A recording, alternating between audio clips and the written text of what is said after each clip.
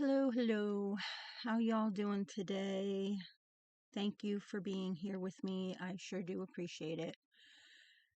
Today, I'm going to talk about Jolene Faye Witt. The investigation into the 1997 disappearance and murder of Jolene Faye Witt attracted national attention, has never been closed, for the simple fact that there's never been an arrest. Now, the suspect in the 29-year-old Lycoming County, Pennsylvania homicide case may still be out there, according to a former detective. The murder of 10-year-old Jolene Faye Witt is one of Lycoming County's most famous cold cases that drew national interest shortly after her disappearance. Now, 15 years after her disappearance, Kenneth Maines was hired as a detective at the Lycoming County District Attorney's Office. Jolene's case was one that he was asked to review. He said he talked to witnesses and family members, and it is his opinion that the killer is still out there. So before we get into this whole story, I would like to ask you to please do me a favor, and please subscribe to my channel and hit that thumbs up. I'd greatly appreciate it. It helps me out more than you know. So, let's get into this. Let me get my stuff out of the way here because I do have to review notes because I'm getting old and my memory's not that great and I don't want to leave stuff out. So, Jolene was the daughter to Linda and Lindsay. She was described as a quiet but feisty girl. She had an 11-year-old sister, Cassie, and a 12-year-old brother, Lindsay Jr.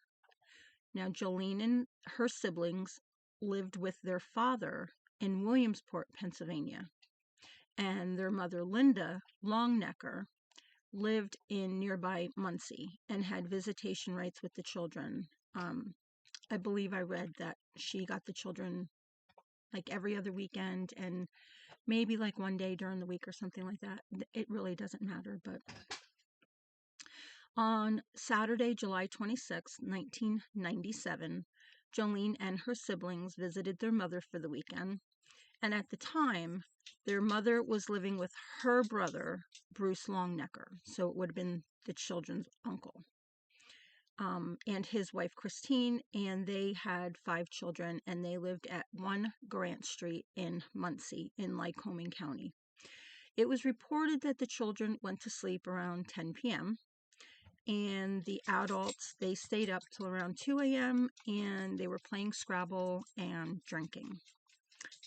Not that that's a big deal, because it isn't. Some people might look at it. But anyway, Jolene's uncle Bruce stated to investigators that he made sure and checked twice that all the doors in the house were closed and locked. Now, the doors consisted of a front door, a back door, and a side door. Now, around 3 a.m., Christine, Bruce's wife, checked on the children and stated that everything at that time was okay. Now, to get a little bit of a concept of where everyone was in the house, where they were sleeping, I want you to pay attention to what I'm saying because this is going to come up a little bit later. So, on the first floor is where Linda, Jolene's mother, and Cassie, the sister, they were sleeping next to each other on sofas, which were in the TV room, which was by the front door, okay? So they were sleeping in the room where the front door was. Now, Bruce Jr. was in a toy room, which was next to that TV room. And Jolene's uncle, Bruce, and Christine, and their little baby, they slept upstairs in the front bedroom.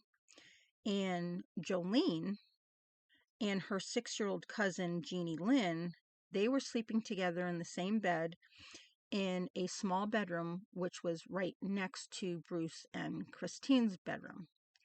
And opposite the room where Jolene was another small bedroom where there was another child. His name was Clint, where he was sleeping. So around 4 a.m., mind you, everybody had just gone to sleep very recently. Around 4 a.m., Jolene's mother, she first stated she woke up to use the restroom. However, she later changed that, stating that she woke up to a noise. She said she noticed that all the doors were open, and she ran to Bruce's room and woke him up, telling him that she thought there was someone in the house. So he grabbed his revolver and checked the house, but didn't find anyone. So he told his wife to go check on the kids and that he was going to go make coffee. Okay? There's a reason I said that like that. Now, Christine then screamed for help, stating that Jolene was nowhere to be found. So they called Jolene's father, Lindsay, who was at work because he worked the night shift, and he told them to call the police and that he was going to be on his way immediately.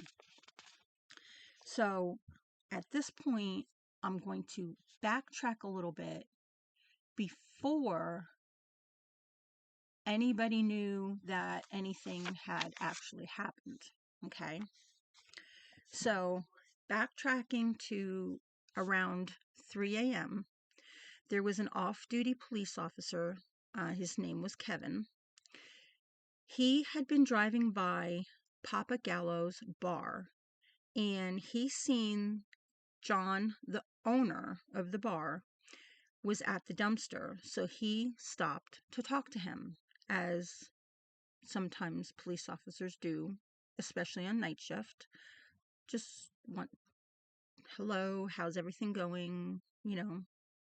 Anything strange going on? So while they were talking, Kevin, the police officer, he observed a brown Ford Fairmont driving kind of slow in front of them on Main Street. And he noticed the driver, who had short black hair. Now, the driver entered the north side of Papa Gallo's bar and takes the alleyway behind the bar, just off the rear of the car park. Now, it's important to note that this alleyway led right to Jolene's uncle's house. So about 15 minutes later, the car comes back up the road, but it now has 2 occupants who were later identified by the names of Steve and Alan. Now, interestingly, Alan used to date Jolene's mother, and he happened to be very close to Jolene. Now, Steve was Jolene's uncle on his mother's side, uncle by marriage. He had married Linda's sister, Ruthie. Now, also interestingly enough, Steve owned a brown Ford Fairmont car. So this brown Ford Fairmont was spotted by cleaning services in the hours after the disappearance. It was spotted on the street where Jolene's body was later found. That's important to note. The cleaning service people knew Steve, the owner of the car, and they confirmed that it was him in the car. Now, later on, at some point after Jolene's disappearance, Cassie, her sister, happened to be in the car with her Uncle Steve and his wife Ruthie, and he for some reason, took a longer route to where they were going that day, and it just happened to be the road that was directly connected with the spot where Jolene's body had been found. Okay?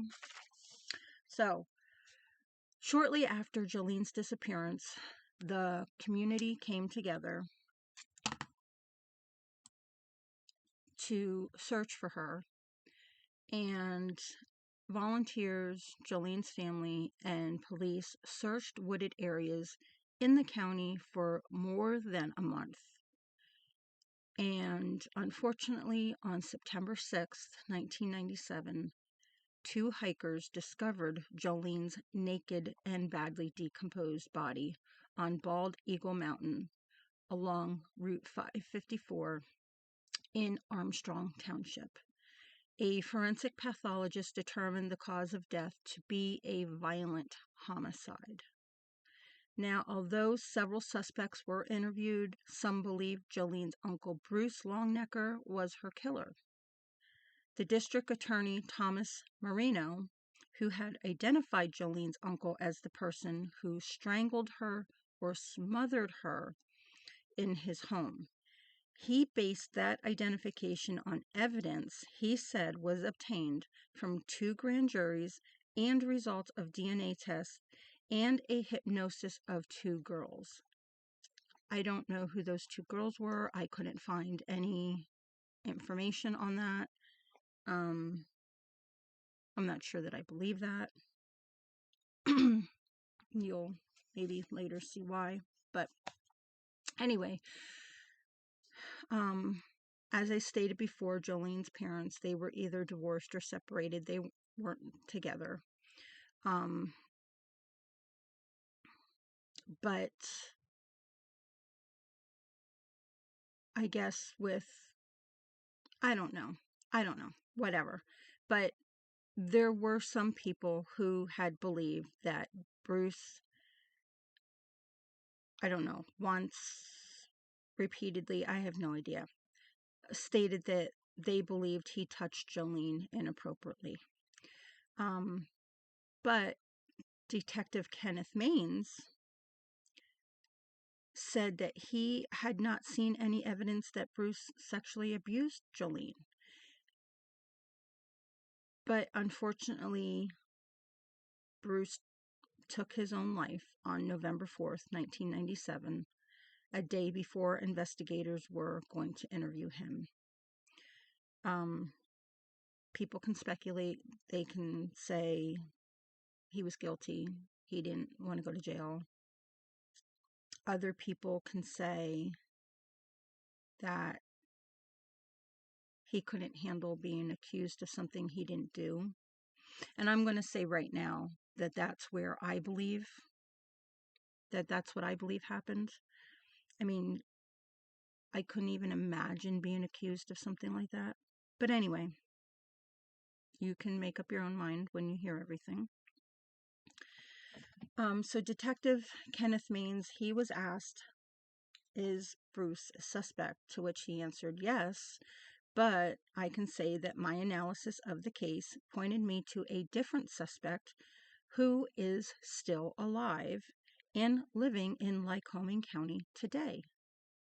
Now, in 2012, he received credible information on Jolene's case and followed up on it since it corroborated other information he had on the case. However, he was told by state police supervisors not to question anyone on the case and to instead send them to the Pennsylvania State Police Barracks.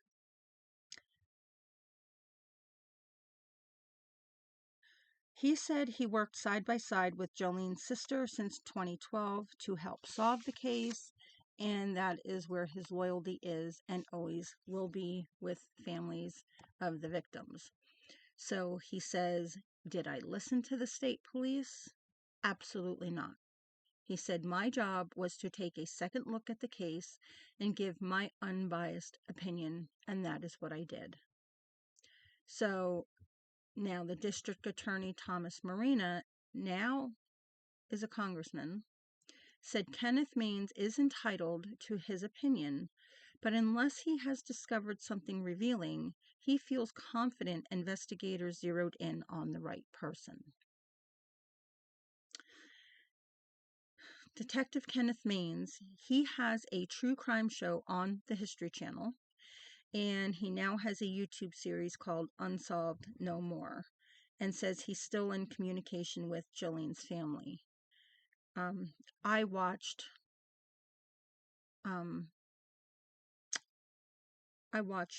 a lot of his stuff, but anyway, the leads that he developed on the case in 2012 unfortunately were only taken seriously at the time by District Attorney Linhart and Jolene's family. Still, he commended the Muncie Borough Police Department and State Police, who initially investigated the case in 1997, saying that they did an outstanding job. Now, as I just said before, sorry, I was intrigued by the fact that Kenneth had a YouTube channel, so I looked him up. I watched some of his stuff. Actually, I had seen some of his stuff before this case, but I forgot who he was. So anyway, I then found this story, and I did watch it. And I will say, if you haven't watched any of his stuff, please go check him out. He's fabulous.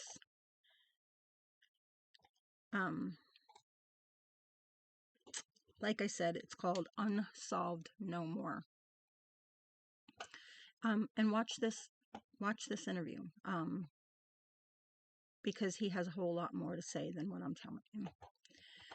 So anyway, his boss asked him to go on an interview with him at the prison.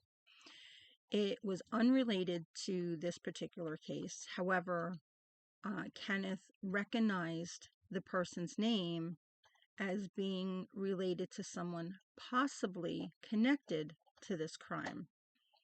He didn't tell his boss that, but he went, and in this interview on his channel, he showed the actual police report, and it read, "In February of 2015, I did accompany Chief County Detective William Weber to the Lycoming County Prison for his interview of David," and the last name was redacted. He said he didn't feel he had the right to say his last name, "regarding a letter that he sent to the district attorney's office unrelated to Jolene Witt's case.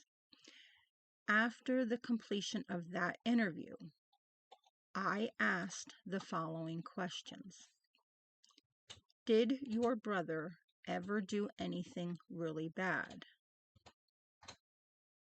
Did your brother ever murder anyone? Do you know the name Jolene Witt?" David stated Alan, remember the name from the beginning, is his brother, and that his brother never did anything really bad. He doesn't know if his brother murdered anyone, and doesn't know anything about Jolene Witt. David's demeanor was normal until I asked the question about murder and Jolene Witt. He then began to stutter and stammer, which was witnessed by Detective Weber. I left the room and said nothing further. Now, Kenneth did mention the relationship of Jolene's parents, Linda and Lizzie, stating that there was previous violence in their relationship or whatever, ex-relationship, whatever. There were PFAs that had been issued, and there was an incident where Linda had pulled a gun on Lindsay. He showed a newspaper article showing this, and it stated that Linda Longnecker appeared at his home and began kicking and pounding on the door, and when he opened the door, she threatened him with a .25 caliber black Beretta. Lindsay grabbed her wrist. They struggled, and he grabbed her throat and held her in a headlock. Linda told him, "Go ahead and hit me so I can shoot you." He tossed the gun over the banister and onto the ground as Williamsport police were arriving. Linda was cited for disorderly conduct, and in the temporary protection order, Linda was told not to contact Lindsay and not to go to his home or enter his place of employment. Previous orders resulted in Lindsay being directed not to stalk, harass, or abuse Linda. In 1996, Linda was given custody of the children from 4 p.m. Wednesday to 4 p.m. Thursday and alternate weekends from 4 p.m. Friday until 4 p.m. Monday. She was to pick up the children at Muncie Elementary School when they were not in her custody. She was allowed to call them at 8 p.m. each night to talk with them.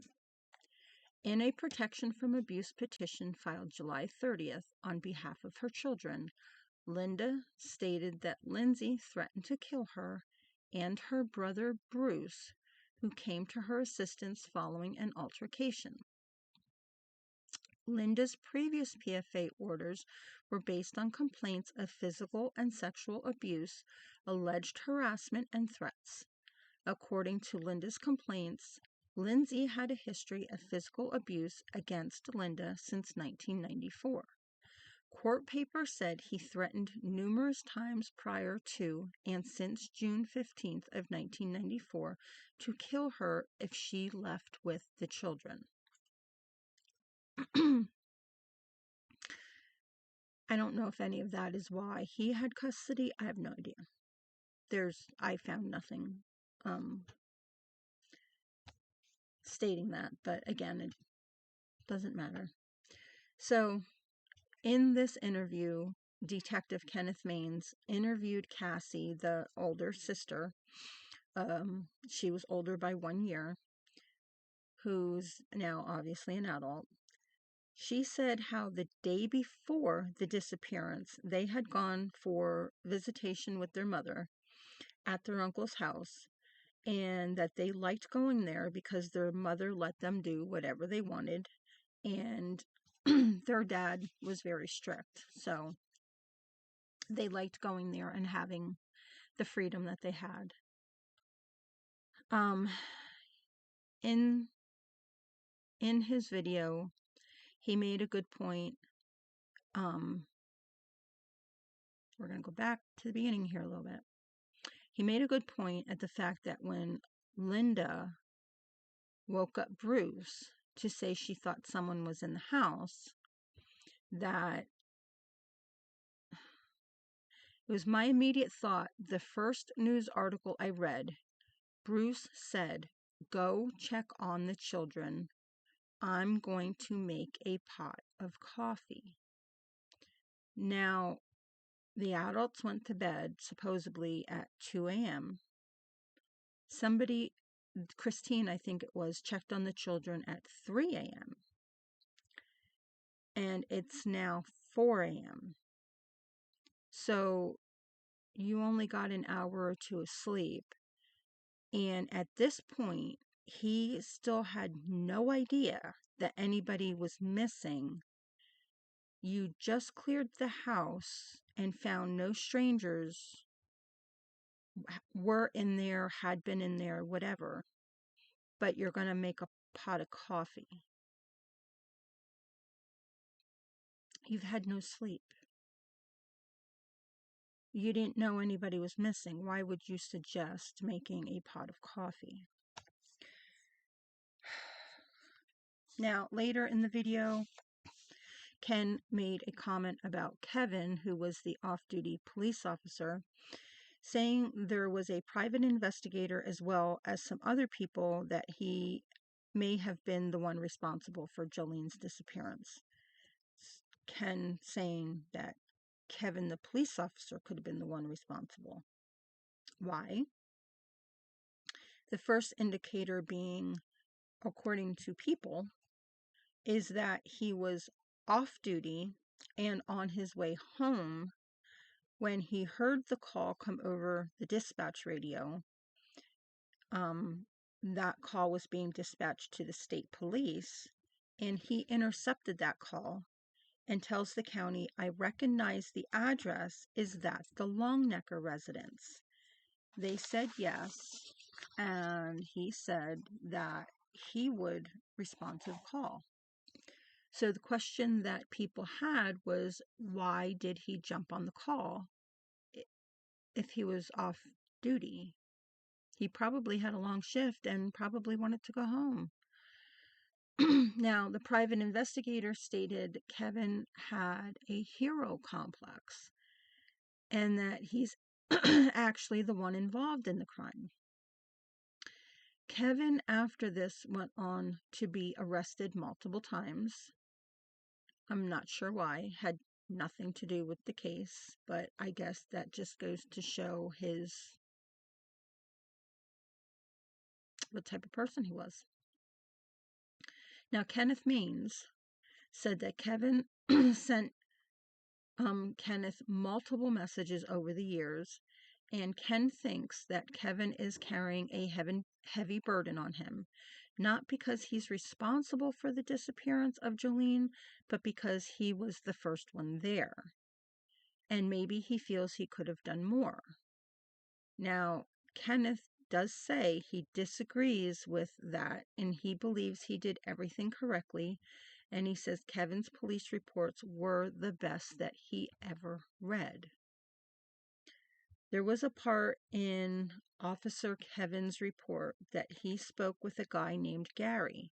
He said that the whole bunch, meaning the Longneckers, is strange.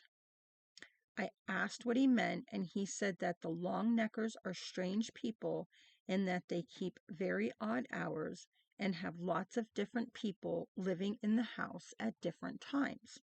He said that you never know who is living there from one week to the next. So then Ken reads the interview that Officer Kevin had with Alan. Back to the beginning. Alan says he knew Jolene since she was a little girl. She was the silent type, but always mischievous. She used to have the cutest little laugh. She was always playing around with other kids and him. And she was a sweet little girl. She was an all-around good kid. She never needed to be spanked. So then Ken asked, do you notice anything about this statement? Now, keep in mind, this interview was just a few hours after the disappearance. So yes, he is speaking about Jolene in the past tense. She was. She had.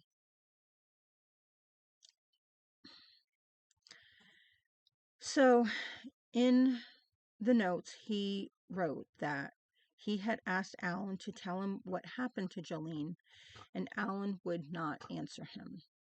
He just stared at the table and slouched over.